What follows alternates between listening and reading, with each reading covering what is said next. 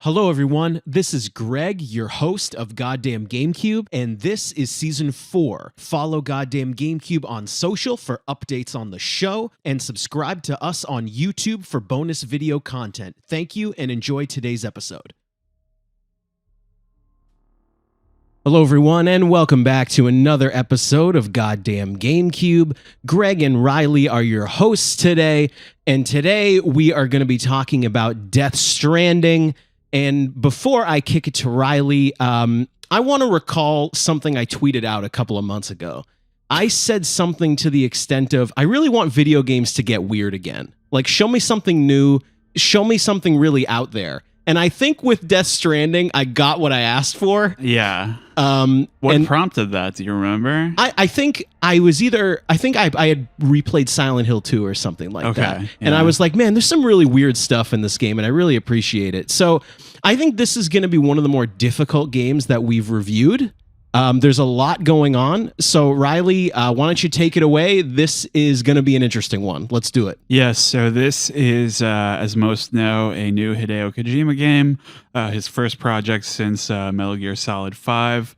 His departure from Konami. It is a third-person action survival or Strand type game developed by Kojima Productions and published by Sony Interactive Entertainment. 505 games on the PC. This was released in 2019 for the PS4, 2020 for PC.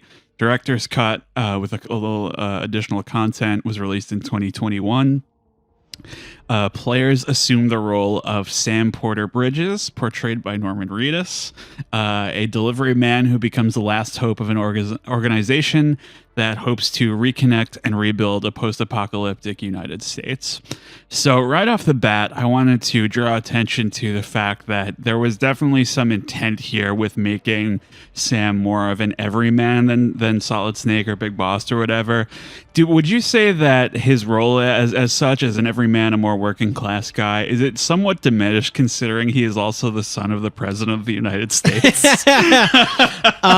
So I think this game is so strange that it works for me. And Yeah. I brought this up to you in a private chat where I also think this is Norman Reedus' best role that he's ever done. Yes, I agree. And so I tend to be more, what's the word? I'm more into everyman roles, like any sort of heroic character with maybe supernatural abilities. I start to tune out. Yeah. Well, when I try to describe this game to people, I'm like, well, you're kind of a UPS delivery guy on foot. Yeah, yeah. For the most part on foot. It still sort of works for me, at least at first.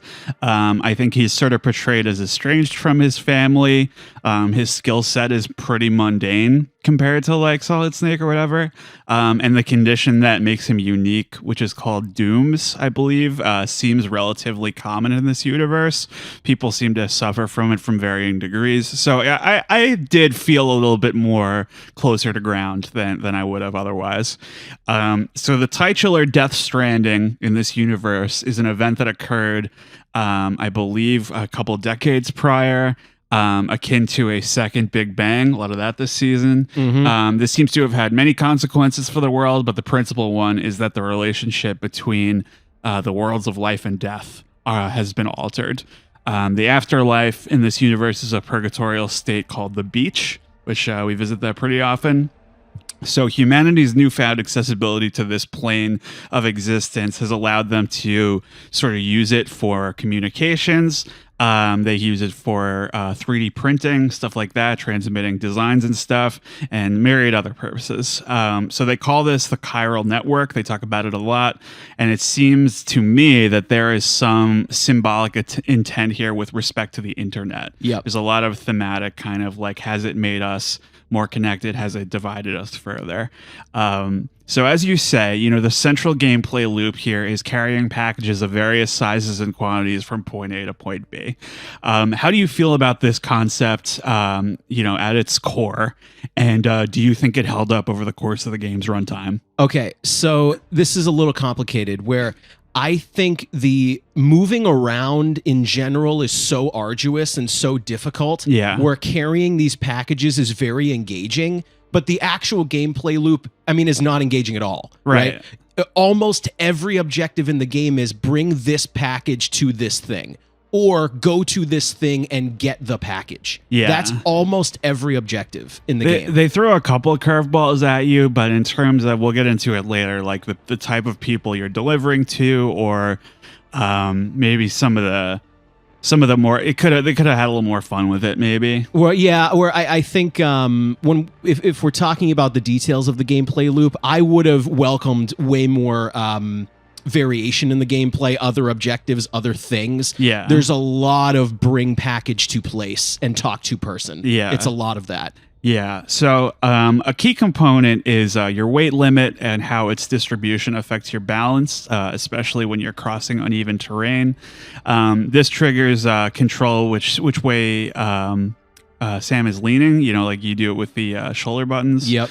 And when his packages begin to tilt, then you have to kind of recenter yourself.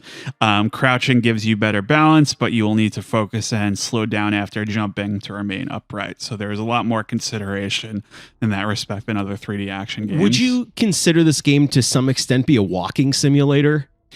There's some aspects of it gets that. derided as such pretty often, but the gameplay is my favorite part of this game. Right. So, in addition to some of the world designs, but because it's walking simulator. Like, what does that mean? Right. Where I feel like the main gameplay mechanics are you're walking over various surfaces, snow, mud, rocks, and you're trying to keep your footing. Yeah, and that's a lot of it. And not let your packages be damaged. Exactly. I've played a lot of more simple games where it's like it's a walking simulator. You literally just push forward and you walk. Right. This is like so much more engaging than that, I would say. Mm-hmm. So Sam can heal himself by eating small creatures called cryptobiotes, those little bugs that fly around in the air. And if he takes too much damage and dies, he will repatriate, they call it, in the it's like respawning. Yep. In the seam, which is a transitional phase between life and afterlife. So if someone else dies in the game, they will go necro, which is they will die and they will come back as a ghost called a BT. I believe stands for beached things. Yep. They're sort of a stranded soul. They're stuck in the world of the living. Yeah, I actually really appreciate games where respawning is in the lore of the game. Yeah, it's pretty cool. You know how in BioShock you have the Vita chambers that they explain how you can be revived, and in this game they explain you reloading a checkpoint, but you are repatriating. Yeah. You are coming back to life, and very few people can do that. And you're one of them. And sometimes if you fail your objective or whatever, he'll just wake up like it was a bad dream where he fucked it up. I like that. Yep, I like it too. So the BTs are a pretty significant presence in this. I think so. What happens very soon in the game is that when a BT will come into contact with a living body, it will be like matter meeting antimatter, and it causes an explosion. And this will wipe out. There will be a huge crater if you are ever consumed by one of the bigger BTs, and this will affect the map, I believe, permanently. So did you find this to be a compelling consequence from a gameplay perspective? Absolutely. Yeah. So I think one of the most intriguing things about Death Stranding in the first couple of hours is how scary it is. Yeah. I didn't expect the first few hours to be legitimately kind of a horror game in some ways. Yeah. Where if like someone dies from a BT, anyone like NPC, someone in the story, you explode and cause a crater in the earth. Yeah. I think what you said to me was the stakes are high in this game. I would say so. Yeah, and what I really like about this is it also puts a story emphasis on you should not kill anyone because it could happen to them. Right. And so I really like how it's all tied together. And what I also really like is when you are in like a zone where there could be BTs, there could be ghosts, you can't see them unless you stand still and scan. There's a scan button. And there's like a little bit of a stealth sequence at times where you're either trying to avoid them. You like hold your breath. Right. And so, and you see some cinematics early on in the game of what happens to people when they get caught. And I'm like, this game is very scary. It's horrifying. Yes. It's not quite on like the PT level, but it's very, very scary. I would say to end this note, it is effective. It's effective, yeah. Yes. So yeah, in addition to that, there are a lot of different environmental hazards, some of which we talked about, including the uneven footing, bodies of water, snow, some poison gas here and there, and time fall, which is rain, which accelerates the age of anything it touches. And so there's a lot of adversity when you're exploring the map. You can equip some exoskeletons and stuff like that help you out with these, and there are also a couple of vehicles, including the bike. There's like some trucks later on, and you can also there's a little floating transport you can attach, and you can kind of surf on it sometimes if you want. You have unique purposes and applications. So I want to ask you, how generally did you enjoy traveling in this game? Did you struggle with any of these hazards in particular? And was there any that stood out to you as a unique portrayal? Sure. Now, is it okay if I talk a little bit now about the transient multiplayer? Yeah, sure. Yeah, sure. So I thought one of the most effective parts of this game, I use the term transient multiplayer. I don't know if anyone else does. I've heard asynchronous. That's another one. Where you don't actually play co-op in this game, but when you affect the world, it affects the world of other players online, and when other players online affect the world, it affects your world. Yeah. And what I thought was so cool, I mean, as a side note, it's really, I feel like Kojima was expanding on Dark Souls. Leaving messages behind, that sort of thing. Yep. But what's really awesome is how the transient multiplayer has a huge effect on the game. Yeah. For example, talking about the hazards. Yeah. There are so many times where I used a bridge that another player made. Yep. I used a ladder that another player made. Left behind like a climbing rope or whatever. Yes. And even like the signs will affect your stamina and stuff like that. Yeah. And do you know how often, like when I'm riding on a vehicle, all the vehicles use battery power. Yeah. I so often used a player's battery station to recharge. I would give it the highest praise. Yeah, I think it's really cool. It's really cool. Early in the story, Sam is paired with a piece of equipment called a BB, which is a bridge baby, which you've probably seen from trailers and commercials and stuff. It's a little baby in a pod, which helps you detect the BTs via a shoulder-mounted sensor called the Ojo deck, which you can also use to scan terrain and see, what kind of footing you're going to be dealing with. If you fall or otherwise take damage, BB will get upset, and you can restore their health by taking a moment to rock their pod back and forth, or taking them to a hot spring to recover. If your BB's well-being falls below a certain level, they will no longer be able to help you detect BTs until you reach a safe room and completely heal them. So I think we had the exact same experience. So I played this on PS4 originally. This time I played it on PC.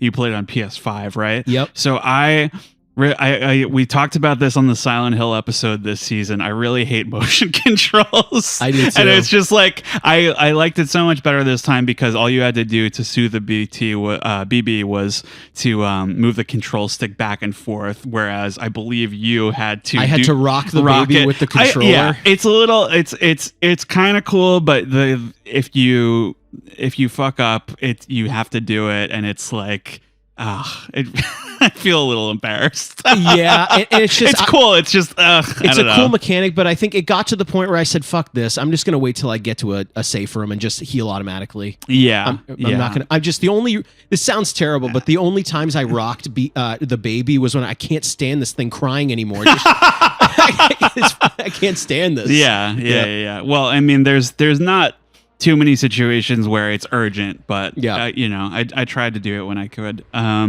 We talked a little bit about the online aspect, where you can not only what you mentioned, you can use other people's facilities, but you can also collaborate on sharing resources, like leaving things in lockers for other people. You can donate materials to a road that will gradually appear over the course. I mean, so I just kind of ran through this time, but the first time I completed the highway. Yeah. It's so satisfying because it charges your vehicles when you're on it, and it like gets around all this terrible terrain. And it's really cool. It's awesome. I think when I started seeing those player-made objects appear in the game and how much of an effect it had on my game, I said, this is one of the coolest things I've seen recently in game design. Yeah, it's very, very innovative. You can use these things called the PCC, which is like a little 3D printer. You can use this to create some structures, including post boxes, battery powered, generators, watchtowers to observe the terrain, bridges to get over gaps, safe houses, timefall shelters, which protect you from the rain, and later on zip lines, which are unbelievably invaluable. So all this stuff has prompted Kojima to call it the first Strand type game, drawing comparisons to how the original Metal Gear was referred to as an action game by critics because the stealth genre had not really been established yet. How did you feel about the collaborative aspects of this game, other than the things you've already said, as well as Kojima's assertion that it is a new genre altogether? It's a great question. When I first started playing the game, I laughed at that notion. Where you know what? I almost said the same thing those critics did. Dude, this is a 3D action game. Right. It's really weird. Like it's a very odd. It's a very odd action game, but it is. Yeah. I think I'm a little bit more generous to that opinion of him saying it's a new genre because purely about the transient multiplayer. Because I have just never seen it done to this extent. Yeah. But he also isn't the first person to do it. Yeah, no. I mean, even I don't believe our guy Matthew Matosis actually reviewed this game, and he compared it to, I believe, like some very small game from the 90s where they already had, you know, on a much smaller scale, obviously, but they had aspects of transient multiplayer and collaborative stuff. And it's like, you know, is Dark Souls a Strand type game? That's like, I don't know. They kind of did it first. I don't know. It's because I think it has a lot of different DNA from different things. I mean, I would say, like, if I were to sort of, I guess, put a line in the sand, I guess, I do think this is a 3D action game. Yeah, I don't think with Strand type elements. Yeah, or I mean, but he also made up that word. Yeah. Like, I would say it is a 3D action game. The multiplayer component is very unique, but that's probably as far as I would go. At least right now. I agree. So, despite the majority of the game focusing on pathfinding and delivery, there are also some more traditional combat segments against what are called mules and some terrorists. So, mules are rogue sort of thieves that you encounter in certain zones. They have lost their scruples due to prolonged exposure to hostile surface conditions. They serve no higher purpose, but they generally work together in gangs to poach your gear and cargo. The terrorists, on the other hand, they are called homo demons in the game. They are kind of like the main antagonistic force, I would say. They take their place in the back half of the game, and unlike mules, they have no reservation about shooting to kill and are thus much more aggressive.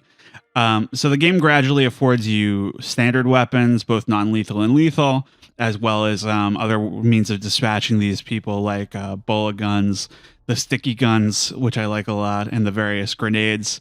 Most notable is the ability to use Sam's blood and bodily excretions to ward off BTs, since they are apparently averse to his repatriate body fluids and stuff. How do you feel about the combat in Death Stranding? Does it feel too divorced from the main experience, or do you think it fits okay? Okay, so the answer to that question is yes. Mm-hmm. But what I love how much of the story and the game gel together. Yeah. Where I laughed, but also nodded about how cool this was. Where, okay, you use essentially your your piss and poop and blood to make Will's favorite part of the game. Our friend Will. Yes. My lovely bandmate Will. So I want a game where you can pee and poop, and there you go. You got it. You got it. So I think it's actually one of the coolest parts of the game, even though, yeah, it is silly and you would laugh at it. I love how much sense it makes in the universe too, where you're a repatriate, your blood is effective against certain beings.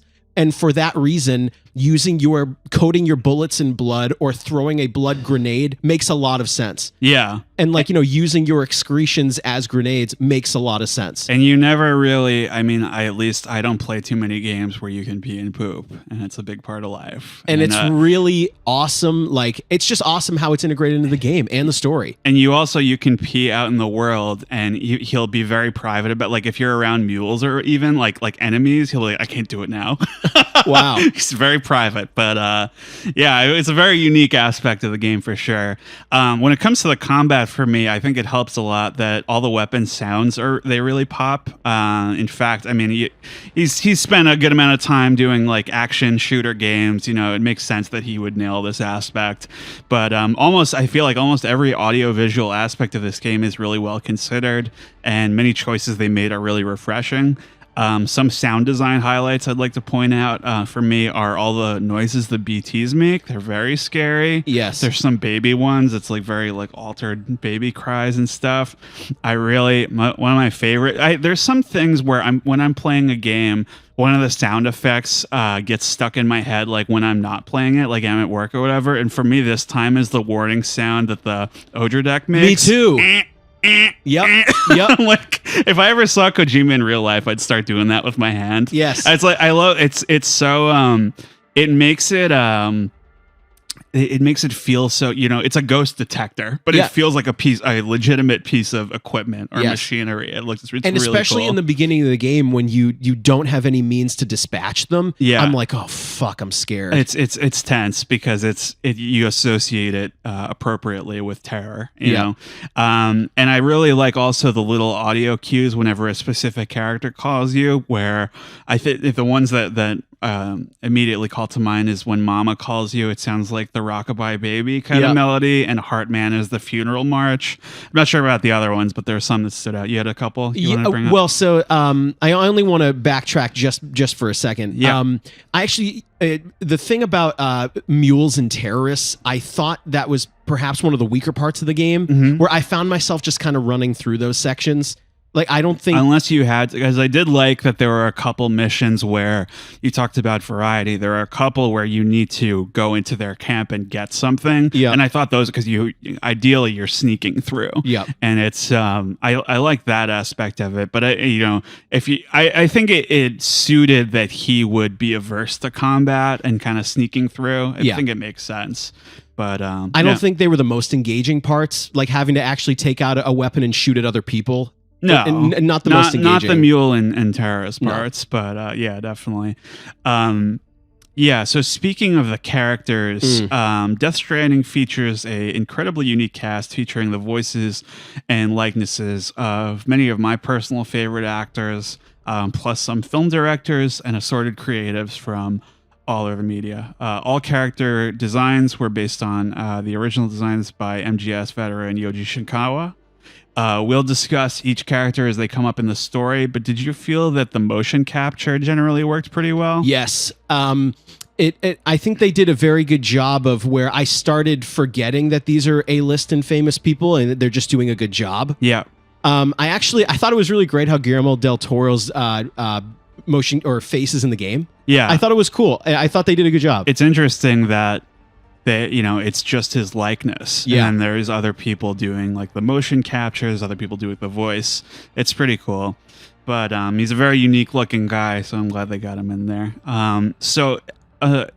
This is sort of gameplay related. How did you feel about the role of the more minor NPCs in the game, like people you meet on the map and stuff? I mean, it's probably... is it unfair to say it's the weakest part of the game? It's one of the weaker ones. It's one of the weakest parts of the game. I think I said this to you off mic. There's too much of go talk to hologram person. They info dump you and give you thing to do. Yeah. And there's just, you don't run into enough people in quote unquote real life. Yeah. There's a lot of like, wait a minute, isn't Conan O'Brien in this too? Yes. Yeah. Okay. Yeah. He gives you the otter hood. Yep. So I do think it's the weakest part of the game. I'll just put that out there. Like, yeah.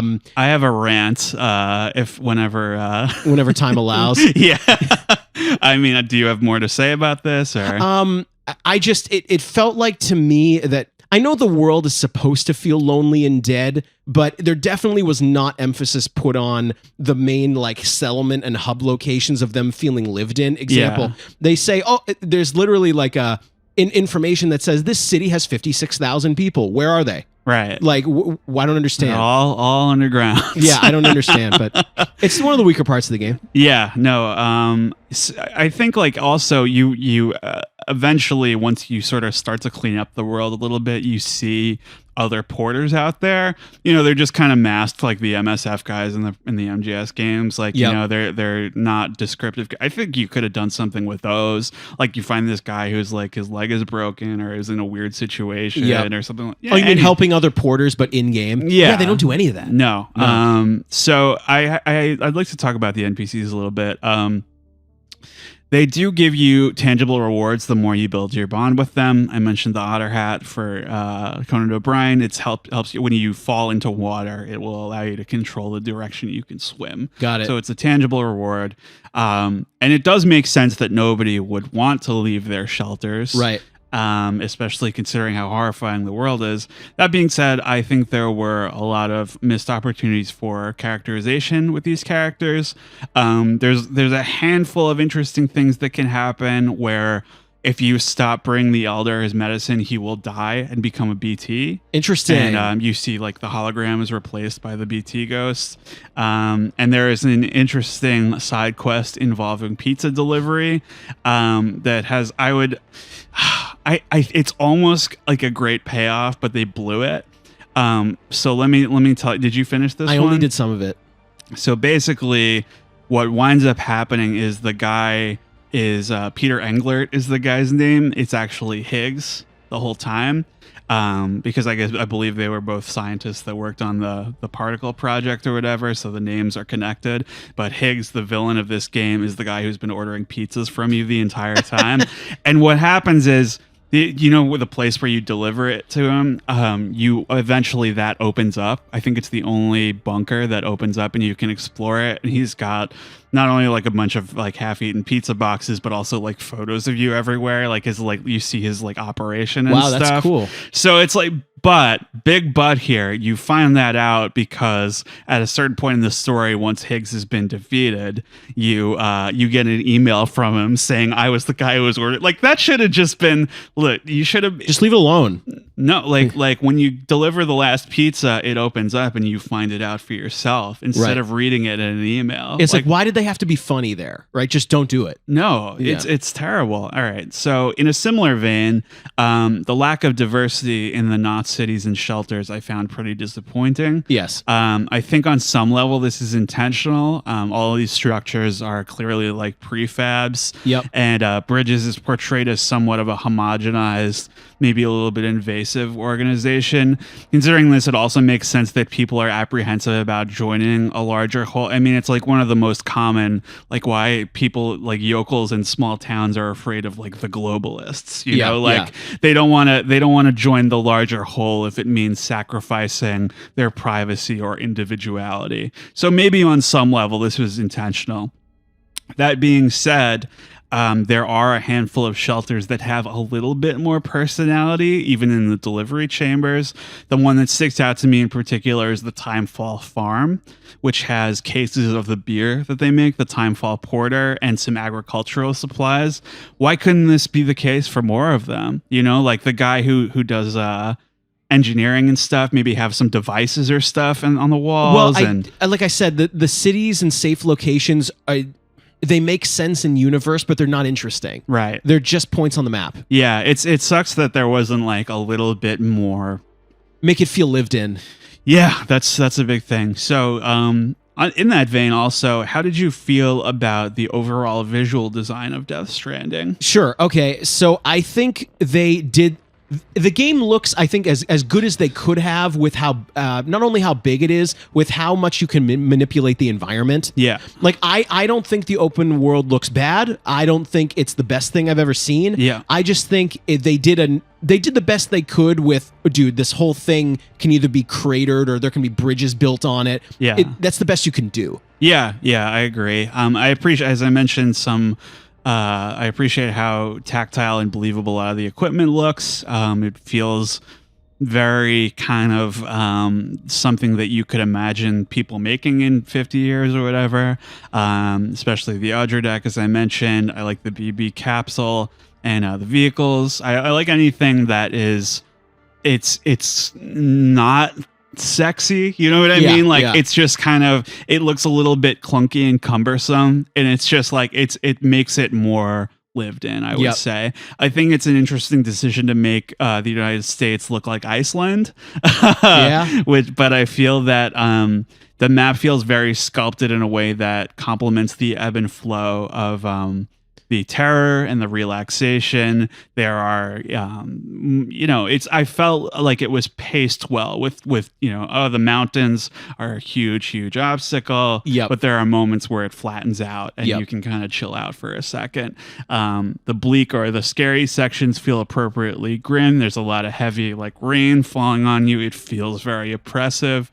And then when it clears up, it does feel genuinely beautiful. A lot of like rainbows and stuff like that. And speaking of these moments of clarity and relaxation, sometimes Kojima will drop in a song he likes during these moments. What do you think about the score and the soundtrack of Death Stranding? So a lot of the score is licensed music. Yes. He does this a lot though. Like MGS5, you can just like bump around to 80s pop tunes. Yeah. Like it's fine. I think they pull on that rope too much. Like they go back to the well so too to much. Speak.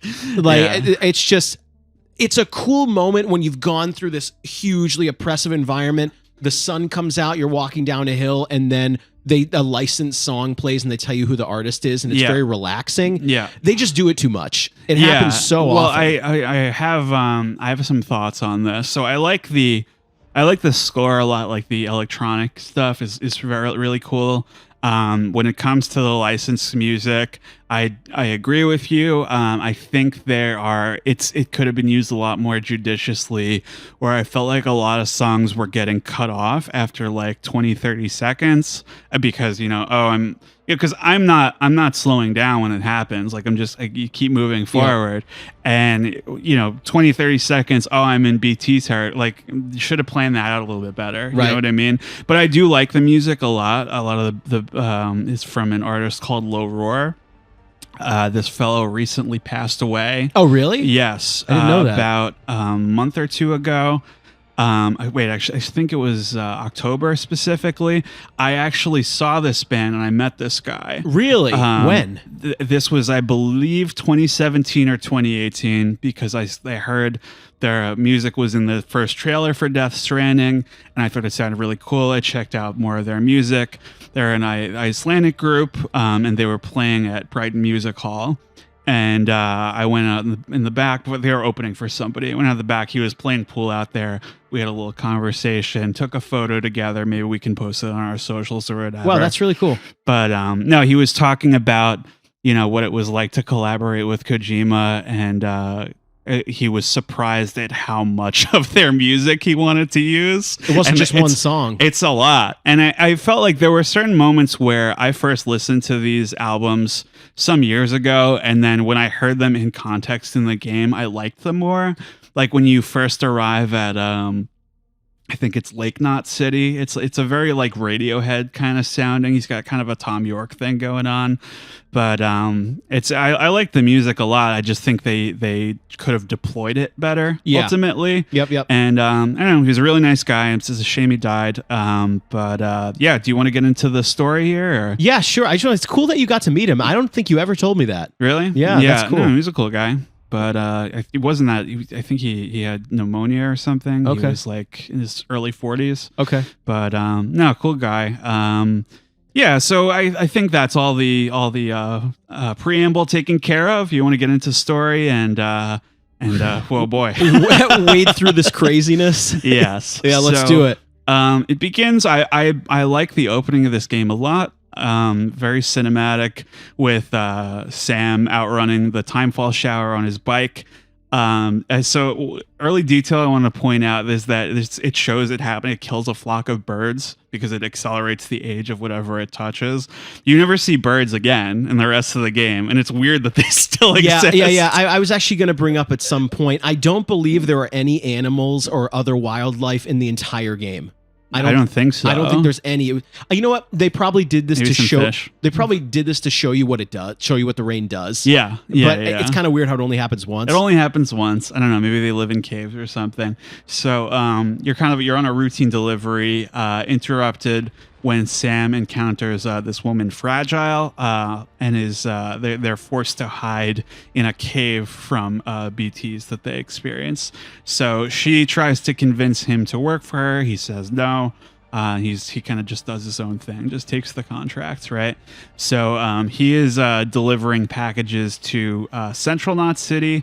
And on the way there, you run into a team that is trying to dispose of a corpse because someone apparently like killed themselves, and they need to get it up to an incinerator before it becomes a BT, right? So the route to the incinerator is also plagued with BTs, and the mission fails. It's a very intense scene where you kind of get stuck in the mud, and the guys you're with get killed by the BTs, and it's very violent and scary. So our friend Will, my bandmate Will, him and I played this together. Oh, really? The first couple of hours. Yeah. I was like, wow, this game is scary. Yeah. That cinematic is terrifying. It's you see the giant one in the distance. And one of the NPCs is trying to like take his own life so he won't get killed by the BT. Yeah. Or is that he like takes a knife out and tries to stab himself? He tries to shoot himself and they take it away. Yeah. and he tries to, because what winds up happening is he gets consumed, and there is a void out explosion. And what happens is Sam, I believe, wakes up in Capital Knot City, which is like the main base of Bridges. And he inherits, they have a malfunctioning BB unit. So he's kind of assigned to that. When he wakes up, he meets up with his dying mother, Bridget, who is the president of the United States, and she tells them they're taking on a new expedition to reconnect the fragmented United States. And he's like, no, I don't want any part of this. And she dies soon after, right? So he has to carry her body up to the incinerator and evade more BTs with the BB's help. And after he returns, it is revealed to him by Bridget's right-hand man, who was a guy called Die Hardman, that his sister, who is Bridget's daughter, Amelie, is being held captive by terrorists on the West Coast. And this is what convinces him to undertake Bridget's mission, whereas before he was like, no, I don't want any part of this, but I'll do it for my sister, right?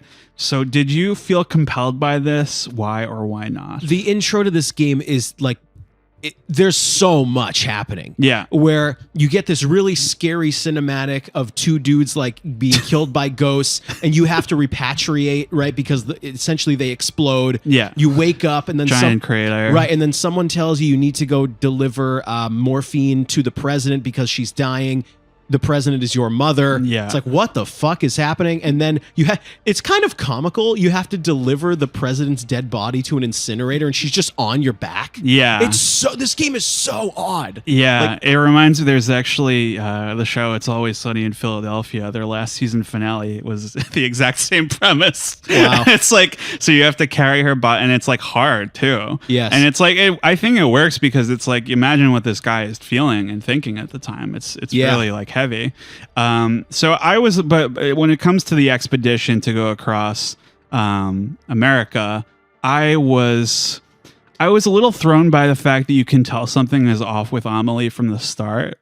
It's an odd, because it's the woman who played, I believe, what's her name? Lindsay Wagner. She was like a television star in the 80s, and he apparently admired her a lot growing up. So she is motion capturing or providing her likeness. And the character Amelie is much younger. So it's already like she's playing a much younger character. She's also wearing this like impossibly red dress and like red shoes. And so she stands out when it comes to all the other characters, looks so grim. And it's very strange so she's been captured by terrorists on the West Coast, but she can just talk to you whenever. Yeah. It's weird. Through the network or whatever. They're letting her talk, right?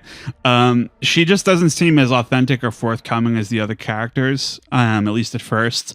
Even like Die Hardman, who has a mask on, this big like black skull mask. Yeah. He seems more trustworthy. So I don't know. It was weird. I think if the character seemed more genuine and Sam had a clear sense of fondness for her, I probably would have been a little more effective. It's hard to tell. Like, oh, I'll do it for my sister. Well, there's a lot happening. I feel like you have Sam, who's very disgruntled, very quiet, very private, doesn't really want to interact with anyone. Doesn't want to be touched. That's his big thing. Right. Like Sam has a phobia of being touched. Yeah. And what's really cool is all the handprints on your body I really like the what's the word? I don't know if it's a metaphor or I The really imagery. I really like the imagery where he's covered in handprints, but he doesn't like to be touched. Yeah. But that's the amount of times he's died and come back to life. Yeah, Which is very interesting. That's cool. When There's it a lot of handprint stuff too. With whenever there's a crater, there's a handprint. Yep. When the crystals come out of the ground in their hands, a lot of prevailing imagery there. That resonated with me a lot because I fear connection as well. Well, So- the thing about Death Stranding is Kojima always does this, though. Kojima always does a good job of eventually explaining everything to you, but at the start, whether or not the explanation is satisfying, he does is another- address it. Yeah. But the start of this game, there's so much happening. Where you have Sam, kind of an everyman. You have someone named Die Hardman. It's really weird. What Guillermo del Toro's character, isn't he called Dead Man? Yeah, I was gonna ask you how you felt about like the naming conventions. Well, it's one of these things where at the beginning of the game, I roll my eyes. I'm like, what the fuck is happening? But as you get towards the end of the game, they explain it, so it's fine. And I mean, even like the later explanation of Amelie's name is really stupid. Well, okay, so I don't know. There's a lot of weird stuff in the Metal Gear series when it comes to names. Despite how silly some of these are, I did get used to some of them after a while. Like, so when it comes to names like Sam Porter Bridges, you're kind of getting back to like the naming convention of like someone's last name being, defining their profession, like Yes. Miller or Baker or whatever like that. What makes it confusing is that some characters have like multiple names. Yes. Like, why is Amelie also named Samantha America Strand? Like, am I stupid? What's going on there? I don't know. I don't know. It's just a little. I feel like if they spoon fed it to you or dripped it along a little bit more, Or this, I might be Less talking like overwhelming. maybe I'm asking it to be too simple. But if they explain to you that these names are call signs, code names, it would maybe be a little bit more digestible. Yeah. Like, hey, my name's this, but I go by. well, you Dead find Man. out that Die Hardman is not his actual name. Well, that's what I mean. We're like, yeah, duh, it's not his actual given name. Well, but who knows? But you don't learn that until 30 hours later. Yes, yeah, you're right. Yeah. So yeah, it's odd. Let's get into his journey here. Sure. There's a little tiny eastern map that you connect first, and Sam is confronted by one of the central villains of the narrative. We mentioned him, Higgs. Greg is giving a big thumbs down in the studio space here. Troy Baker. Terrorist, voiced by Troy Baker. How did you feel about this character's premise and Troy Baker's performance here? So it's unfortunate because I think this character, he might be my least favorite character in the game, is Higgs. Troy Baker, acclaimed guy, does a ton of roles, has a credits list a mile long. It is not my favorite thing when Troy Baker plays a villain or like a supernatural character. Yeah. I feel like I can tell he's playing a character and playing it up. Yeah. And I don't like it. And I feel like with Higgs, he's like this supernatural anime guy. It's really weird. Well, I like the way he looks a lot. Yes. He's very cool, like gold skull mask and all this kind of ancient Egyptian imagery and stuff like that. And he has his own BB and the thing on his shoulder. But yeah, he's way too OP. He's summoning BTs out of the ground and telekinesis and all this stuff. And it's just one of those things where I'm really interested in the rules of Death Stranding. Whenever there's like a cool sci-fi world or something, I like the characters to have to think their way around the rules, you Yes. know. And if it's like within the first couple hours, you're already meeting several people who can break them like easily. Exactly. I think Troy Baker's powers are they're out of control in this game. They're out of control. They make him like feel way too out there for so early. I think his performance is like a little too campy, and I'm sure that was the direction he was given. Well, that's a good word for it. I think I missed where campy's the word. And it's weird because I wouldn't describe every Metal Gear villain as like tasteful, but in terms of even comparing to, he played Ocelot in MGS5, and I thought he did a way better job playing that character, who is very complicated. He's neither good nor bad. So it's I don't know. I think Troy Baker is just better in realistic roles. Yeah. He wasn't my favorite Joker either when he did that. No. I don't know. I think he's got some strengths and weaknesses like anybody else. So when this happens, you need to face off with an enormous BT shaped like a giant octopus. So what did you think of these early higher level BT encounters? So it's difficult. I feel like I'm torn in two directions. Yeah. Where I appreciated any variation on the gameplay in this game because it is very monotonous. But having a boss battle with a BT, it feels out of place, but I also kind of welcome it. Yeah. Where it's just something else. And they had to find some way to introduce combat to you, right? Yeah. Well, yeah. I mean, this is a weird way to do it. I thought the arenas were pretty cool when this happened, with all the buildings that were being swallowed up by the tar. The first one I mentioned to you in our chat is really easy. Yep. I am a little bit more intimidated later on when they introduce the big like lion one. It's a lot more aggressive. Yep. And you have to kind of think around a little bit more. I don't know. They're okay. They're okay. It's just it's tough, man. I appreciated the variation, but it feels out of place. Did you ever get like caught like in the wild, like dragged?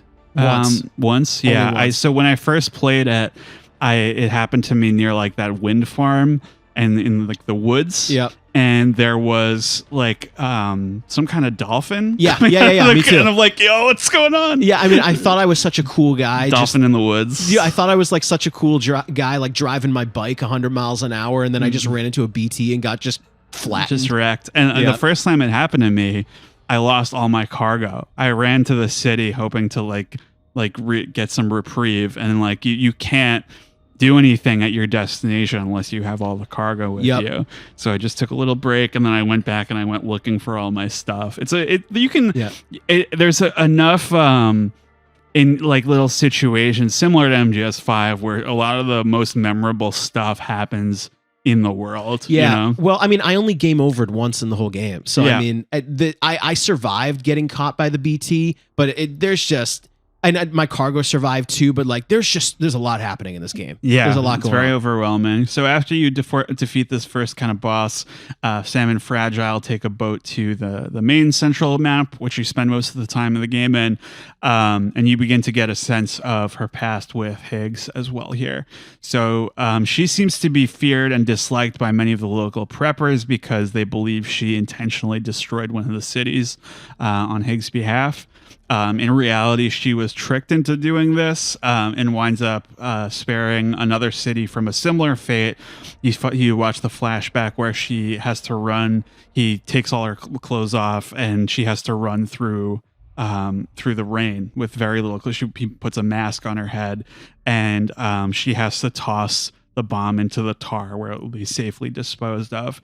So basically you find out that her entire body besides her face is like old. She's wrinkled and old. That surprised me. I was like, I feel like she was one of the more successful characters of this game. Do you agree? Yes. So I think with Fragile, you at least see some of her life trauma. Yeah. Of like, well, why is she combative with Higgs? Well, okay, people think she's a terrorist or that she was working with him, but why do they think that? You get the flashback sequence where he essentially tortured her into, you have to run through the rain if you want to save all these people. If you want to dispose of this bomb safely, I'm going to destroy your body, essentially. So I was like, wow, that's very maniacal. Yeah, it's pretty evil. Makes you hate Higgs pretty good off the bat. But no, portrayed very well by Leia Seydoux. She's in a lot of stuff now. She played it very...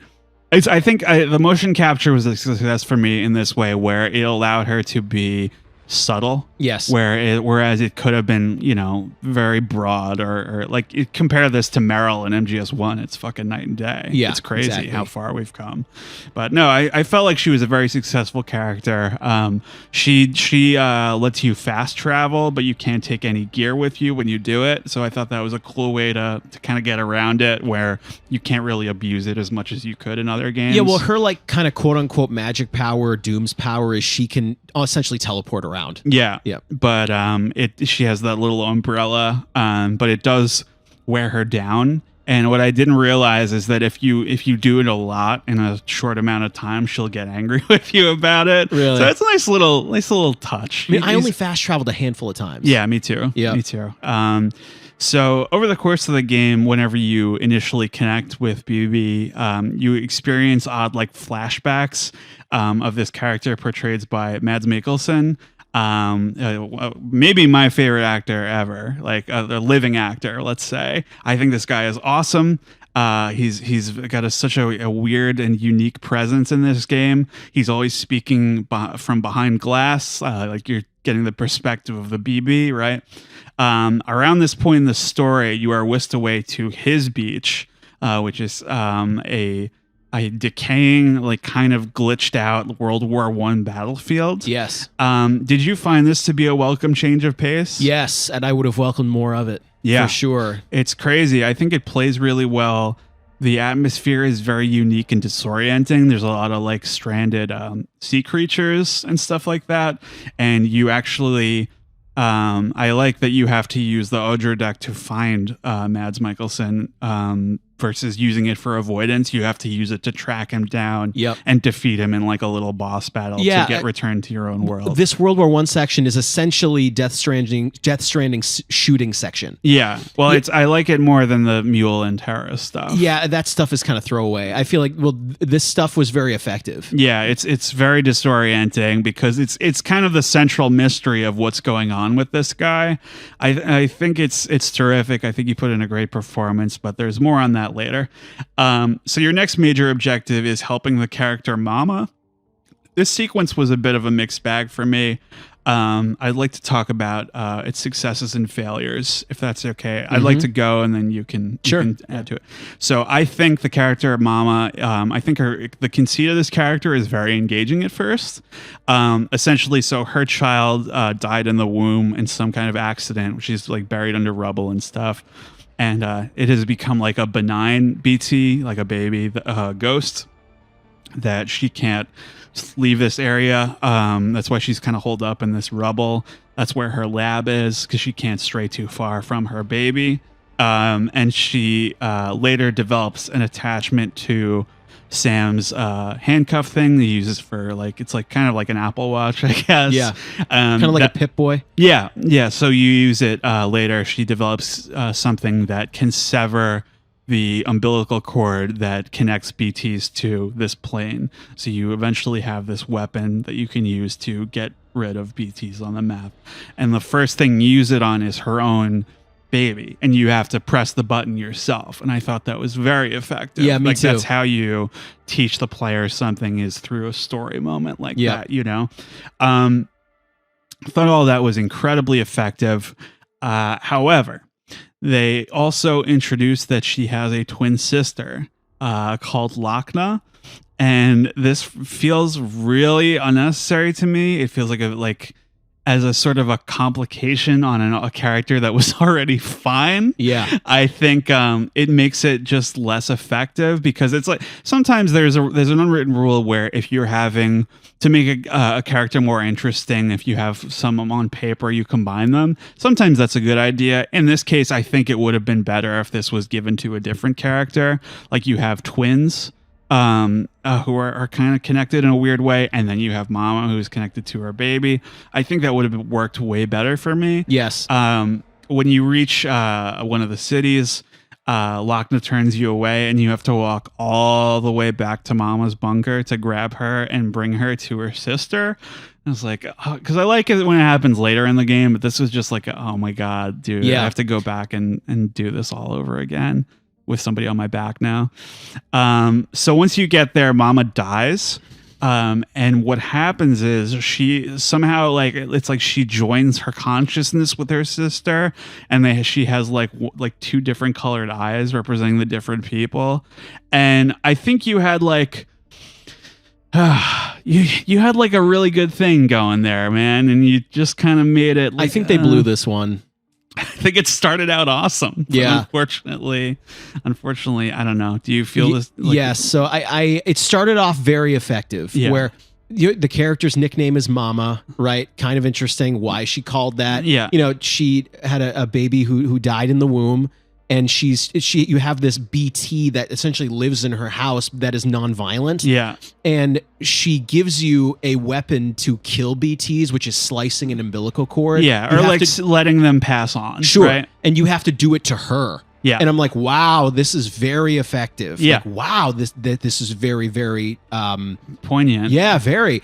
And so, but then when you get to the point where you have to deliver Mama to her twin sister, but Mama dies, why? Yeah. Like, and not only did I think her dying was unnecessary, her then joining consciousness with Lockney, it's stupid. Yeah. Like, come on, it's not believable. It's too out there, and I tuned out. I don't like it. It's too complicated, where I'm sure there's like some email explanation that says like, well, actually, this is why she died. Like, I don't care. It's I don't really care. like, I don't know. I was even okay with you having to deliver her because she would be incapable of getting there on her own. Sure. Like, I'm okay with that. Yeah. I just like, why couldn't they just both live and stay there? It is a little weird that whenever you have to bring somebody somewhere, you have to literally carry them on their back. It's kind of humorous. It's funny, but it's Yeah. like couldn't you imagine them like just walking alongside you? I don't know. I know. I don't know. Anyway, you spend a little bit of time here without BB's help because it needs to be reset by Deadman because its attachment to Sam is becoming too strong. And essentially, I think the idea of the BB is that it's like a premature baby that is closer to unlife than it is to life, or it has some Yep. kind of connection, which makes sense to me. So you don't have BB for a little while. Do you want to talk about the changes that you have to? Yeah. This is intense. You want to talk So about this part is really cool, where you get kind of used to the gameplay loop of if when you would get close to BTs, your little sensor robot is going to go off in Yeah. collaboration with BB, and it's going to help you navigate around BTs. Yeah. But now you don't have it, Mhm. so you kind of have to not only kind of just do your best, you have to look at footprints in the snow, Yeah. or in the snow on the ground when BTs are close to you. Yeah, And they'll do- plop. You gotta Yeah. stay very still. And do you know what was the thought? I had the most badass moment, I thought, when I was slicing umbilical cords without BB's help. I was like, let's go. Yeah. It feels awesome. That's cool. Yeah. And another thing that happened in this sequence for me was when you are doing this, you can also, so it's very hard to see BTs. What I found was other players' signs were pointing them out to me. Yep, very cool. And I got into a very stupid situation because for me, it was the select button. It's kind of like an Xbox controller I was playing on. That allows you to like a sign, and I wasn't close enough. So, when you press that, he goes, "Hey," or like, Oh he'll my call out. goodness, yes. It's like a function in the game where you call out to other players, and they fucking discovered me Because you shouted. I shouted. That's funny. I'm like, that's a cool thing that, I mean, I don't know. I don't know if I like them being the same button, but it was a cool moment. I think what they were trying to establish here is that Sam is really valuing this BB as his own kid. Yeah. And they're starting to establish that. Yeah, it's very like, because Deadman is like, don't get too attached. These kids don't live very long, Yeah. etc., which is very like harsh, but I mean, it's an interesting wrinkle. What Deadman is trying to tell you is that the BB that you've been carrying around, this is a tool. This is not a person. Right. But obviously Sam starts to value this. It's got its own personality. Yeah, like yeah. Now in the going back to Mads for a second. Yeah. Now, did they establish in that first section that he's looking for your BB? Yes. Yeah. So He's like, "I that want my wrinkle is BB." so that wrinkle's also thrown in there. Like, this BB that you've been taking care of, this weird World War I guy is looking for it. Yeah, you keep having dreams about him. Yeah, and it's really weird. Very strange. So on that subject, after you link up with Deadman at a cabin in the mountains, because he's like, I've got your BBs ready to be picked up, you're both whisked away into a tornado, into another one of these sections, this time in World War II. Yep. So this one is a little bit more of a mixed bag for me personally. It looks great. I think I feel like there's a little bit of a missed opportunity to do something unique with Deadman in this other world. Yeah. You pretty much, all you have to do is link up with him to get VB back, and then you go after Mads again and have another fight with him, right? I don't know what it was, but I feel like in a more successful story, something interesting would have been where Deadman got captured by Mads or something. Yeah, nothing really happens. Nothing you happens just kind there. of go talk to Deadman and then he's good. Yeah. Yeah. And it's fine. So after this, Deadman confides in his fears in you that this is unclear to me, that he is some kind of artificial person where he's afraid that he has no soul or beach/afterlife. So the circumstances of this are unclear. So I did a lot of reading on the fan wiki for anything I was unclear about of this game. It suggests he was created via in vitro fertilization. Something went wrong in his development, and he received some of his some organ donations from donors to replace the ones that weren't developing correctly. And in the game, he is apparently lying about being a Frankenstein's monster, where he doesn't every component of his body was from donors or something. And I just I'm just like, so why doesn't he have a soul?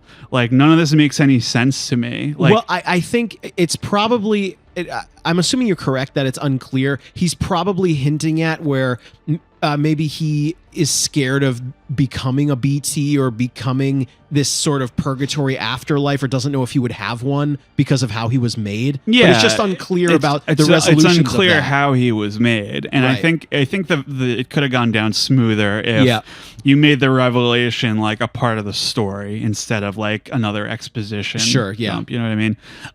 I think around this time you also get an interesting scene with Deadman in your shower, where he begins to kind of he goes into your shower, and you can't leave or anything. You have to go and check on him. You're like, what's he doing in there, right? And he begins to he puts his finger up. He's like, they're listening. And he starts to sow kind of seeds of doubt in Die Hardman and the overall plan. There's something not right here. Yep. Right. So I thought that was an interesting wrinkle. I don't think it pays off very well, but it's kind of cool that you're starting to question, am I doing the right thing? Exactly. Here, right? They throw this wrinkle in there. So at this point in the story, there's a lot happening. Yeah. You have this, Mads, and I think it's revealed at this point, it could be later, that Mads is Clifford Unger. Yes. So Clifford Unger is looking for your BB. Yes. And so Sam names the BB Lou at this point. Yes. Too. So also, I want to make sure the audience who hasn't played this, every time you rest in a private room, you see a first-person vision from your BB's perspective of Mads. When you hook up to it, there's a little 90s modem sound, and you get this dream. I guess what appears to be happening is that Mads Mikkelsen was the father of your BB. This is what they're trying to display to you. Yeah. So Mads is the father of the BB that is in your possession, and Mads is trying to take it from you. Yeah, and they're all kind of trying to, we're trying to figure out the history of this particular BB, but we can't seem to figure out. We don't have any record of Clifford Unger, etc. Right, and so I think the wrench that also gets thrown at you is this whole quest you've been going on of connecting the world. Deadman says to you in the shower that just be careful of Die Hardman. Yeah. We don't really know that much about the guy. Yeah, exactly. So all of that, this is where I think the game actually gets much more interesting. Yeah. It's kind of right around here. Yeah, very cool. You are kind of dispatched to link up some preppers in the mountain area at this point. And you meet another one of your team members called Heartman. And Greg and I were both very fond of this cutscene, which I personally found very consistently engaging. What do you think? What was the appeal of Heartman to you? Yeah. So also, this is one of the only environments that feels lived in. Yeah. You go to essentially Hartman's lab, and it's like this. I'm not going to call it a bouncy house, but it's kind of like this lab, but all the floor is padded. There's a lot of couches and comfortable furniture. And what Hartman says to you is that is it 20 minutes? 21 minutes. Every 21 minutes, he goes into cardiac arrest. Yeah. Because he's looking for his dead family in purgatory on the beach. Yeah. And he only has 3 minutes in purgatory, and then he's brought back to life. Right. And this was one of these perfect marriages of really weird Kojima shit and very emotionally affecting stuff. Yep. Where there's actually a timer on the screen, time until cardiac arrest. Right. And during the cinematic, he will die. and then he will come back 3 minutes later. Yes. It's very effective. Yeah. So this guy, he was the source of his image was the director Nicholas Winding Refn, who directed most notably Drive. Yep. That was his big hit. I think this is a very successful character. With the 21 minutes thing, I was actually listening to Kojima has a podcast now, and he was interviewing this director. And it was chosen to be 21 minutes because there was some... Okay, so I read into this. There was some kind of quack scientist from Haverhill, Massachusetts, who believed that the weight of the soul was 21 grams. So it's like it became I think all of his experiments were very like subject to like, you know, he measured like the weight of the body before and after death kind of thing. Sure. And it's his methods were very questionable, but interesting. That's where they got nonetheless. it from. Yeah. So he's looking for his family because he's afraid he's going to wind up in a different afterlife. Because they died in, I believe, a void out. And you get this really beautiful scene where you see all the lights go out and you see the reflection of the explosion in his glasses. Yeah. And very, very cinematically portrayed where he shows up on the beach and everyone is in the void out is kind of walking into the ocean. And they're all colorless. And what happens is when he is resurrected in this is a representation of the first time he died, right? Yeah. He was in surgery. He gets resurrected. This woman on the beach like points at him and you hear like the AED noise and she like points at his heart and then the color floods back into his body. I'm like, wow, what a beautiful way to do it. Yeah. It was really, it's really nice. Probably one of the best directed scenes in the game, if not the. Absolutely. I think all the overt, like ridiculous heart-shaped imagery is forgivable because of this. Like he lives in a big lake that is shaped like a heart. Yeah. And his heart is shaped like a heart because of whatever. You know. I don't mean to sound stupid. Like real hearts don't look like cartoon hearts. His heart looks like a cartoon heart. Yeah, I mean, well, I like I said, I think this is really the perfect combination of really weird, stupid shit and very genuine emotional stuff. Yeah, and I think the storytelling is very economical here. Yes. Like there were a lot of cutscenes in this game where I'm like, all right, can we get the show on the road? Like, you know, and this was like I was engaged the whole time. I was very. It also could do with the fact that you're in a real environment for once. Yeah. Well, so you walk into his office and there's that, there's a lot of nice little touches here where he has like sculptures of BTs and it scares the shit out of Sam the first time he walks in. Yeah. And then the second time he gives a little pat because he knows. Yep. And then he has the record spinning in his office. And when you're leaving, this must have been like a Norman Reedus like improv thing where he's like, what if I did this? And he does a little like DJ scratch on the guy's record. I believe Chopin's Funeral March is playing when you walk in. Yeah. Pretty cool. Yeah. And I really I wish they hadn't even addressed it at all. I really that was like the first thing I noticed was that the floor was cushioned. Yes. Because it's like if he loses track of time and dies when he's standing or whatever, he'll have a cushion to fall on. Yeah. You know? Very cool. Very, very thoughtful. Very good. Thoughtful environment.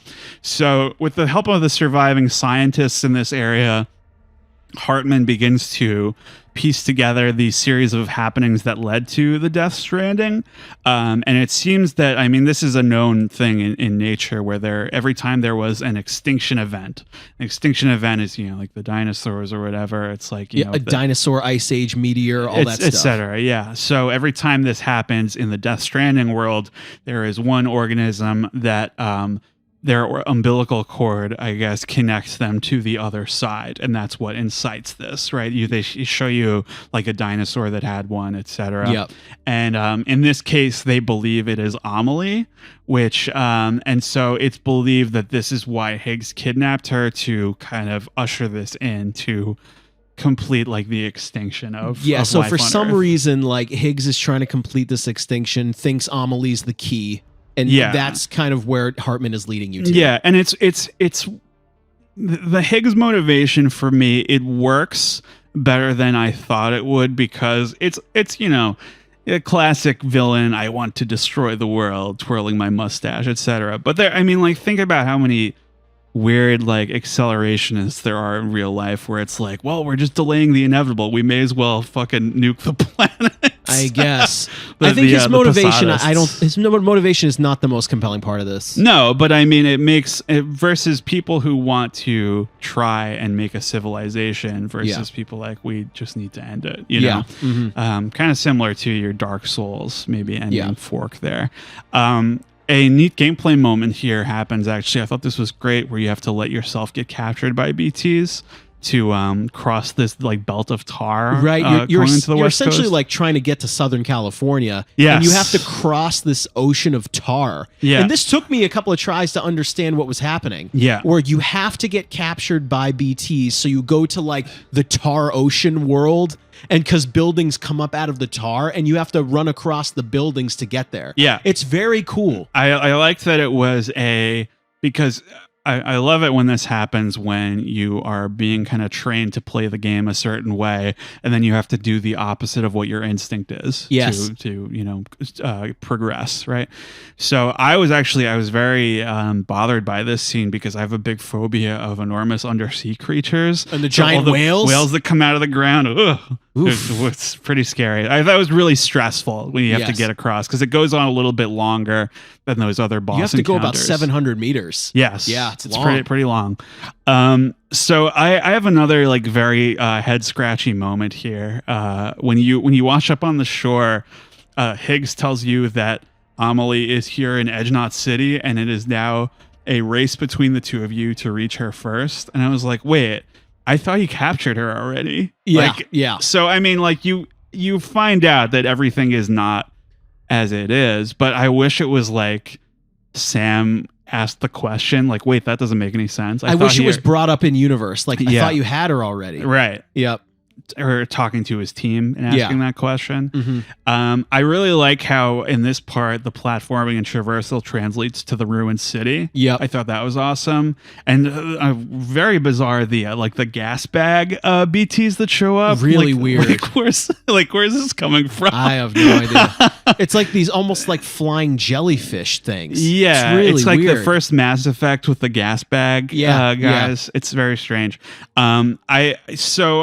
You have another big boss battle here. It's ultimately pretty easy, but I thought it was pretty intimidating. It evokes kind of the scale of like the fighting a Metal Gear, where it's like an enormous like giant guy. Is this the Higgs mech moment kind of? He becomes a giant person. Yeah, well, he and Amelie are like in this big BT that appears to be like, it's like a kaiju kind of moment, like, and you have to like throw like blood at it and shoot it. You essentially have to put like thousands of rounds downrange onto this thing. Yeah, or if they give you like grenade launchers and stuff. That was a fun moment. Is this where you get the rocket launcher too? I think so. Yeah, so I mean, I think it's one of these things. I think it's out of place. I think it's silly, but it is fun. It's fun. And something I want to mention, the transient multiplayer is very cool here, where players throw you a gear and ammo and weapons. Yep. And it happens a lot. And it's very cool. I mean, I was unclear about when this happened, how much of it was actual other people, and how much was it like just the game like supplying you with more blood bombs. It looks cool either way. Yeah, I didn't have a problem with it.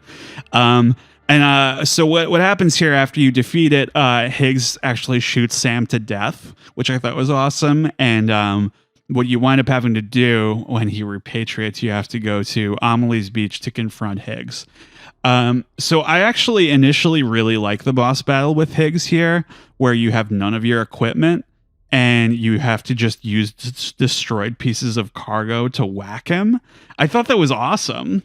So I think it's okay. I think my problem with it is it comes across as a little too silly. In what way? Where, okay, you're now in a stealth sequence where you have to essentially get around Troy Baker and hit him with a suitcase a bunch of times. It's a little silly. Yeah, but it's like I like how not elegant it is. It's Sure. very like, it makes you feel more of an everyman, that this is like a super. Do you know what I would have preferred if you only have to do it once? Where like, because you have to do it so many times, it feels too gamey. Okay. Where for me, I would have appreciated if, okay, Or if he had a health bar. Or I would have appreciated more of like okay, I'm in this purgatory. I have no equipment. All I can do is improvise. I got to get around him and use the strand and tie him up. I thought it would be like a one and done. Cool, we did it. Because you have to do it over and over. I'm like, I don't know. No, yeah, I see where you're coming from, but I liked it that it felt a little bit more grounded than a lot of the other boss battles. So I like that a lot. What I had a less enthusiastic response to was like the boxing match that comes afterwards. They pulled it right out of MGS4. Right. Right. And I'm like, this is just not the place for it. No, not at all. You essentially they've set up the visual of the scene essentially like it's Tekken or something. Where you have you and Troy Baker on left and right sides of the screen. You're punching each other and there are life meters. You have to don't do that. Dodge back and forth and everything. It just felt a little out of. I did like you're not gonna know this, but there was a reference to the movie Commando where he says, I don't need that. He throws away his gun. He says, I don't need this. I can beat you. And that's a reference to the end of the Arnold Schwarzenegger movie Commando. So I like that a lot. But I didn't like the boss battle with the boxing very much. I felt like it was too silly. It just didn't like in terms of Higgs's role in the story. Yes, he's a reprehensible character and everything like that. But the way that they handle it in MGS4, it's like a little bit tragic. Yeah. And it kind of calls back to that a little bit. I'm like, I don't feel any compassion for Higgs at all. I thought his character is ridiculous, and I'm glad he's gonna die. Is this the part where he licks you like Brad Marchand? Wait, on he the does? This is that part, right? Does that happen? Yeah, where you don't remember this? No. This is one of the funniest things I remember from the game. I remember pointing at it and laughing and going, "That is awesome and really weird." Oh, okay. Where you're essentially kneeling there, and then he goes and licks your face. Oh my god, it's really weird. That's that's what's ringing a bell. Yeah. Yeah, it's that camp that Troy Baker just can't sell. Like if it was somebody else. I actually thought it was one of the better ones where it is so odd and so gross where I said, okay. What's going on? Yeah, I'll take it. Yeah, I don't know. So after this, Fragile allows him to either die now or remain trapped on the beach forever. He seemingly chooses the latter. So I want to ask you also another weird thing. What did you think of he's the only character who consistently talks about video games? What did you make of this? It's stupid. I didn't like any of this. This is the part where he says like, I'm the final boss or something like that. Yeah, just one old-fashioned boss fight, and me. I'm done with that. It's not funny. Like, it's not cute. It's too silly. It's just like, I don't know if it was because they do here and there, like Dead Man, when there's a void out, he says it's a game over, and they show the MGS font game over. Yeah, it's a game over. I thought that was cute. That's fine. But it's not the moment to do this. No, well, he keeps doing it, and it's like I wasn't sure if it was like, are they trying to say something with this character? No. You don't think so? Isn't this also like the Princess Beach moment too? The Princess Beach, Mario and Princess. This was bad. Like it was silly. It was very silly. I thought this was one of the low points of the game for me. I mean, because it's like taken very seriously, very sincerely. It's a sincere moment with Sam and Amelie, and he's like, "I'm Mario, and you're Princess Beach." Why did they say that? It's I don't like it. It's pretty funny. I didn't like it, but it did make me laugh out loud. Yes. And I did find Princess Beach in real life, which we can post on social media maybe. Okay. So that's that. So here's my this is kind of where the game kind of starts to fall down a cliff for me. Yeah. There is a reprieve, which we'll talk about, but I'm going to be pretty negative about the next couple sections. We're going to be in agreement here. So Bridget and Amelie are revealed to be the same person. Thumbs down. And apparently she was the true mastermind behind everything that happened. She wants to use the completed chiral network to link everyone and induce the extinction event that will wipe out what's left of everyone on Earth. Die Hardman was innocent all along. Great. Oh my God. So there are a couple of problems I have with this. Number one, why would you let Higgs run rampant and disrupt Sam's journey? It doesn't make sense. If you wanted this to happen, right? Like if she was giving Higgs orders, why do this? Like exactly, where if she was secretly using you to connect the world just so she could pour BTs onto the world, why would you ever have Higgs get in your way? Right. Why? I don't get it. Nope. So I don't think the voice acting was very successful here either, and you get a lot of it between Sam and Amelie as the game draws to a close. Kind of a chicken and egg situation here, but it's probably down to poor direction, I would say. Yes. Amelie's every line, beginning to end of the game, is delivered with the exact same intonation. If she was supposed to sound detached, I think Sam should have addressed this directly. Yep. Because, she is kind of emerging as this being kind of character versus like a normal person. Well, I think before you continue down this rant, I do want to make sure it's clear. They do the supporting cast does hint to Sam that, have you ever actually touched Amelie in real life? Have you ever met her? Yeah. And the cast starts saying, oh, fuck, maybe she's the one who started all this. So they do set you up a little. Yeah. It's not like it kind of hits you in the face out of nowhere. They give you a little setup. I just feel like, when it comes to twists, like there was just a much better way to do this. Yeah, or like I'm sure you're about to talk about it, but maybe I'm being too simple about this. Some of the plot of this game is, or you could just not destroy the world, just don't do it. That's what happens. That's what I mean, though. Like, you could just not do it. Anyway, keep going. I actually do enjoy the segment where you have to travel all the way across the map. You were like, oh my God. Well, I hated it, but I was like a love-hate where I'm like, I fucking hate that Kojima's making me do this, but let's fucking do this. But for me, it felt like a victory lap because you don't have to take any packages. Like they even say, you're the cargo this time, Sam. Yeah. And you can just the world is like fucked up. Like that part in Wind Waker with the storms everywhere. It's kind of like that. And it shows you, I would say, successfully how far you've come, right? Yes, of course. And you walk 9,000 meters. Yes, it's very, very long, but it pays off. So you are drawn into one last engagement here with Mads, this time in Vietnam.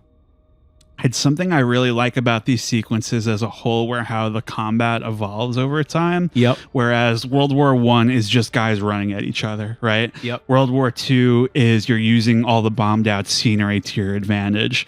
And the Vietnam section is a lot more stealth oriented, where you're like hiding in bushes and taking guys out with the wire and stuff. Yep. And all his dudes are like skeleton men. It's interesting. Really cool. So I like this last sequence a lot with him, and they kind of leave you on a cliffhanger where, he's not going to get his BB back, right? Yep. Well, there is something cool. I think it's in the Vietnam segment. Mads sings a lullaby to the BB, but the BB kind of smiles at him and dances, but looks back at Sam.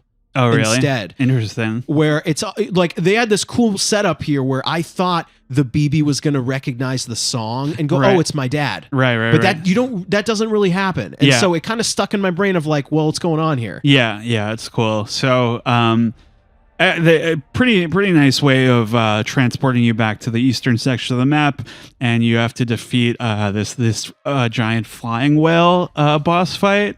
You don't like this? I absolutely hated it. I was really scared by it. I absolutely hated it. This was actually my one game over, which really bothered me. So this thing happened where I think the game cheaped out on me, and so I got mad. Where the whale like jumped out of the ground and too many explosions happened, and I got a game over, and it said the world has been destroyed around you. I'm like, what? So I said, so there's too much happening on screen? What happened here? Wow. I thought they should not have done this. Let me go into the city. Why are they interrupting me with this? I think it was good to have this fight here, but they maybe should have handled it a little bit better. This thumbs down for me. I was very it tapped into my fears of giant whales very well. Well, here's the thing though, but for these bosses, they're bullet sponges. It takes forever. Yeah. It's especially so these annoying. later ones are enormous. But I like that you had to had a flying thing you had to shoot a rocket launcher at. That was kind of cool. I mean, visually it's cool. It takes too long. I'm out on it, but whatever, you can keep going. All right. So Sam has one last little reunion with his team here before being transported to Amelie's Beach one last time. We actually talked about this off mic a little bit, where it felt very kind of off for him to have this speech. He has a little speech with his team. You know what I'm talking about? Yeah, you're talking about Sam's speech? Because he is very kind of reserved and not super talkative the whole game. Sam is very despondent the whole game, doesn't give you much, refuses to be emotional with you. Don't touch me. I don't want to help you. I'm doing this to help Amelie. Essentially, fuck off. Yeah. He even says, like, fuck America, like, fuck the government, I'm out. Mm-hmm. But he gives this weird speech where I recall some of the lines. He says, like, I was broken, and then I learned to, like, love people.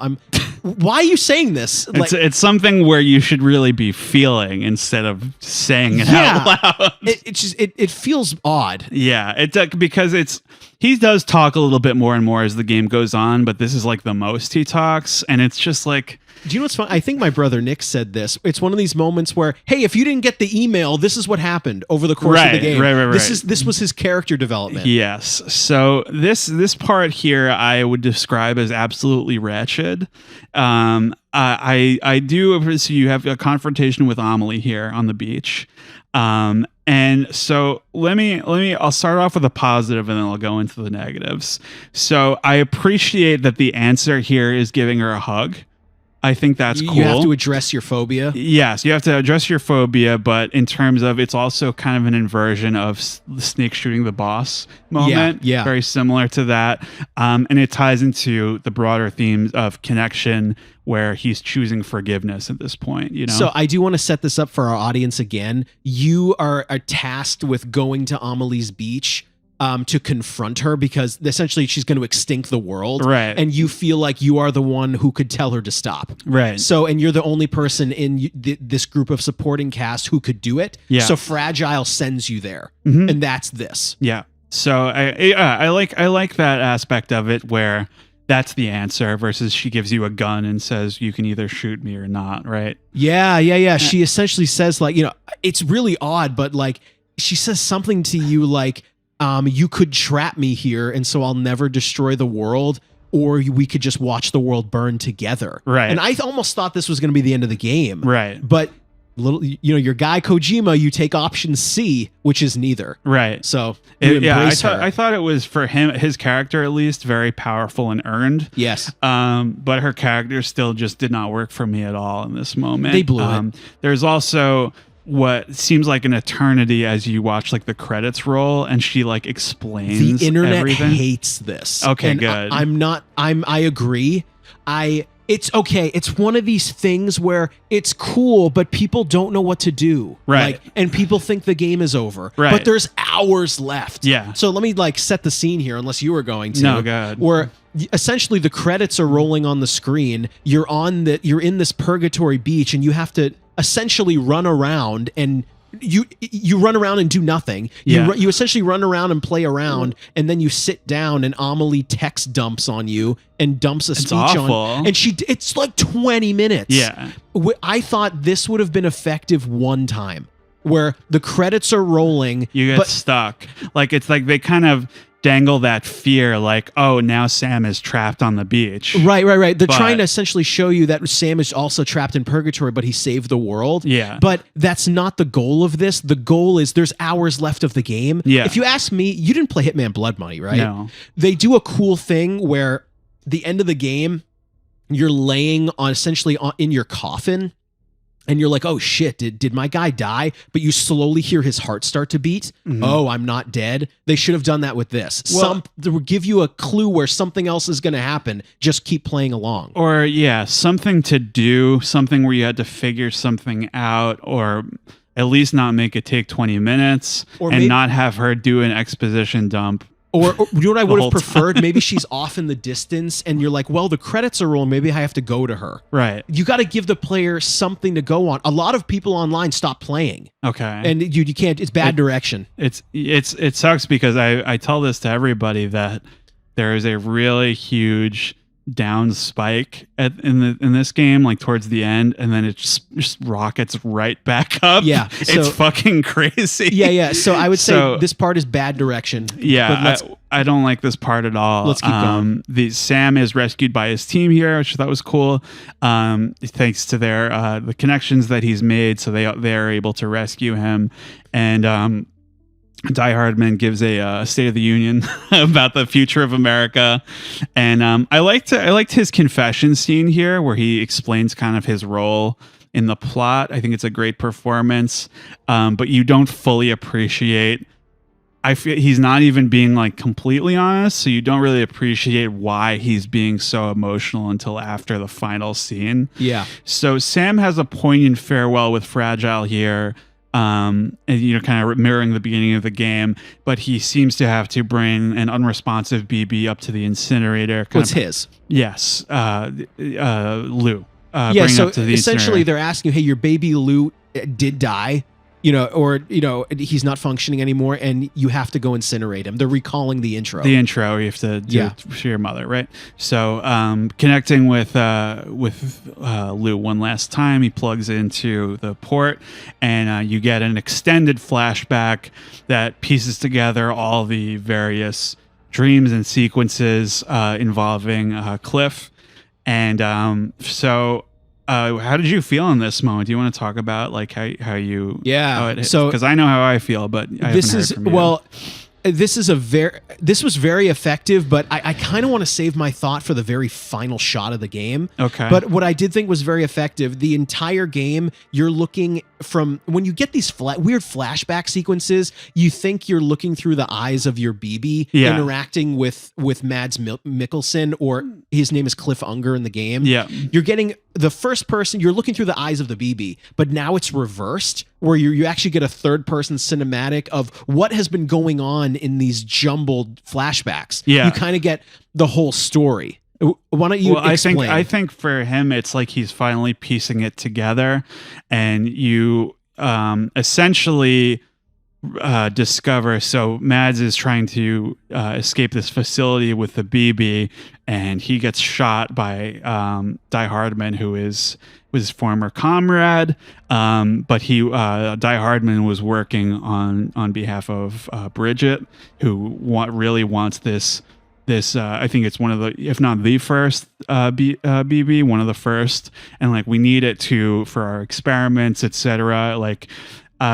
And what happens is you realize Sam is in the cutscene, but he talks to Cliff and he says, "Is this me?" Because he takes Mads takes the baby out of the pod, which is, it's they can't use it anymore for their experiments, and he starts to realize, oh my God, this guy is my dad. He's been talking to me the entire time. Right. This is a great plot point where you think the whole game Mads Mikkelsen, Clifford Unger, has been is the dad of the BB or something like that, but you realize that he's been trying to find you. Yeah, essentially. Sam was like a failed BB. Yeah, so Sam was the BB. It's so clever, and I can't believe I didn't figure it out sooner. The whole game, you're not looking at visions. You're not seeing your BB's visions. They're your memories. Yeah, you are the BB. Yeah. Wow, it's pretty fucking well executed.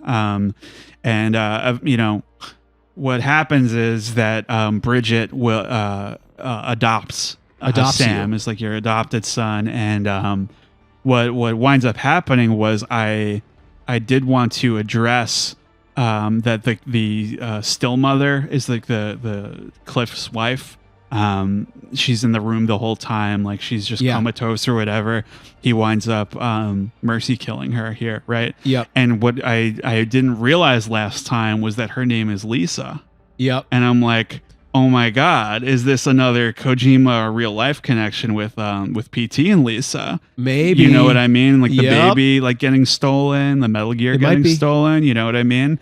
I thought that was very interesting. So a wonderful ending here where Sam breaks the BB out of the pod and resuscitates her. Finding out that it's Louise. It's your first indication, because it's kind of genderless until that point.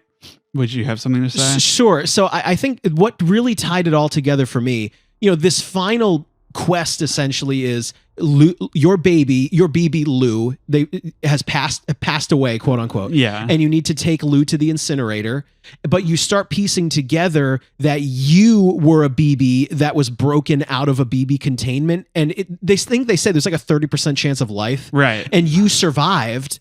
and Cliff Unger had been looking for you the whole game, and so they did a cool thing. You remember I brought up in the Vietnam sequence where Cliff sings to Lou, but Lou doesn't care. Right. Lou just thinks it's cute. Yeah. That's because Cliff Unger is not Lou's dad. Right. Which is really, really great. And you go this final moment, you go to the incinerator to essentially incinerate Lou, but then you put it all Sam puts it all together that he was a survived BB. So wait a minute, maybe Lou can survive if I break him out of the containment. Not only that, but it ties into the larger themes of the game where like let's take a chance even though we don't have 100%. Dude, this certainty. final scene is so effective. Yeah. I was like, wow. And he finally he takes it out and he touches it to his face and everything because he's kind of getting over that phobia. Yeah, and it's like, you are a repatriate because you were a BB, and now you are saving a BB's life to become your daughter. Yeah. Now, well, we never mentioned this. They've been hinting the whole game that Sam lost a child. Right. At one point. Yeah, and his wife. Yeah. So it's kind of explains why he's so reticent to form connections as well. Yeah. It's crazy. I think this is so much more effective than anything with Higgs or Amelie. It's really difficult to reconcile that they were authored by the same person. Yes. Because it's so tasteful and so impactful, very affecting twist. So I'm going to get into my final thoughts here. Yes. What do you feel that the biggest strengths and weaknesses of this entire experience were? That is a loaded question. Well, I'll start, all right, and then you can maybe get into it, right? So I think Death Stranding is full of incredibly unique ideas I've never seen before in any medium. The gameplay is well thought out and constantly evolving in a natural way. You're perpetually adapting and trying new strategies to confront different obstacles so you can reach your destinations. I think its biggest failures for me are the classic Kojima problems, where we've discussed that the plot is messy, maybe a mess. I don't know how far you'd go, but the rules of the universe are weak and unclear. The cutscenes are too long, and the characters are kind of a mixed bag for me. Yeah. So just really quick, with respect to the rules of the universe, it's very hard to take the laws of Death Stranding's universe seriously when most of the main characters you meet are exceptions to them in one way or another. Yep. With respect to the cutscene length, for example, there is a cutscene where you find out Fragile is really tired from transporting a bunch of people, and she can't help Sam by using the beach. That's why you have to walk all the way back across the country.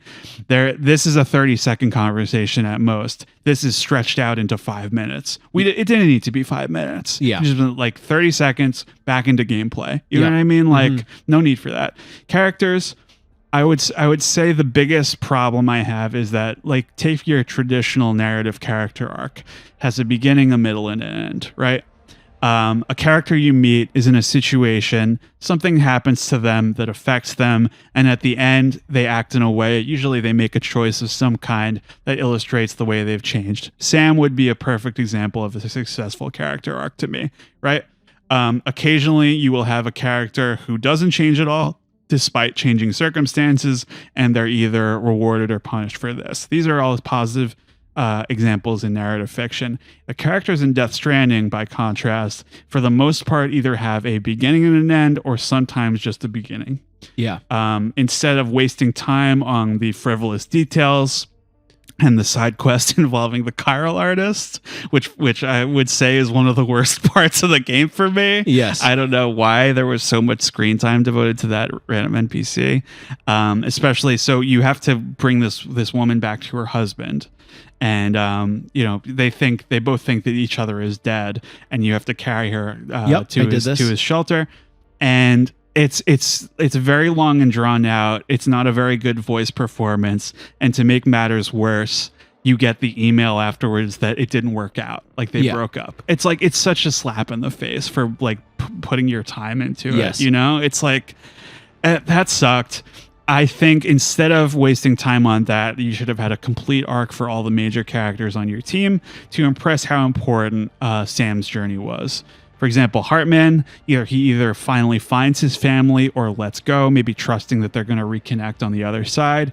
Maybe Deadman is killed somehow and discovers that he has a beach or soul after all. Right. So do you want to share your final thoughts? Yeah, so this game is a lot to swallow. Yeah. So the positives for me, this is a game of like huge highs and lows, Yeah. I think. The biggest positives, the transient multiplayer is the best use of it I've ever seen. Yeah. By a lot. It's very cool.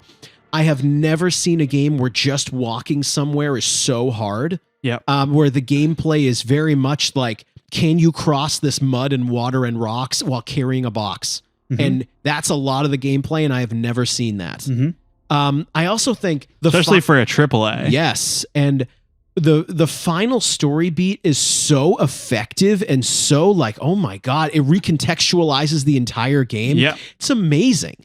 And the beginning of the game is very effective. The BTs are scary. If someone dies, you know, they're gonna, if anyone dies in the universe, they are gonna become a nuclear bomb. Yeah, I'm like, wow, the world is scary. Mm-hmm. Wow, the BTs are scary. So, but like the things that really turn me off are like we on the show we call it like anime bullshit. Yeah, with like Amelie and Troy Baker, Higgs, whatever. Like Higgs has so many powers, his motivation doesn't make a lot of sense. Well, you know what it does when someone is that powerful, it's like, why aren't they using it all the time? Exactly. Why can't he just throw like a piece of debris and like impale Sam? You know what I mean? You could kill everyone right now. You could do anything. You're right. And I think Amelie and Higgs are the worst characters. Yeah. I also dislike this whole two people becoming one person. They do it twice. Yes. It's not good. Yeah. Also, the quest structure is very monotonous. Like I can't give it a pass because there isn't. I would have welcomed way more variation in what you actually do. Yep. But the thing about Death Stranding is it is so unique and so bizarre where I have no idea if I would recommend this. It's strange. It definitely depends on the person and how patient they can be in these situations. Do you think this game is one of the ultimate tests of patience? Yeah, I mean, not much more than Metal Gear Solid 4 or something where it's like cutscene city. Well, I think with this, you also have to stomach that the gameplay is carrying boxes.